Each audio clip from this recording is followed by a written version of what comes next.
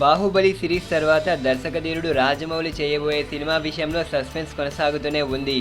Mahabharatam Bollywood cinema ఇప్పట్లో చేయడం లేదని జక్కన్న క్లారిటీ ఇచ్చిన విషయం తెలిసిందే. ఈ నేపథ్యంలో రాజమౌళి తదుపరి సినిమా టాలీవుడ్ స్టార్ హీరోతోనే అన్న విషయం అర్థమైంది. ఈ లిస్టులో నాని, నిఖిల్, ఎన్టీఆర్ పేర్లు వినిపిస్తున్నాయి. అయితే అత్యంత సన్నిహిత వర్గాల సమాచారం ప్రకారం రాజమౌళి తదుపరి సినిమా జూనియర్ ఎన్టీఆర్తోనే తెలుస్తోంది.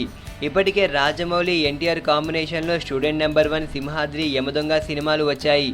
ఇప్పుడు వీరి కాంబినేషన్లో 4వ సినిమాకి ప్లాన్ జరుగుతోంది.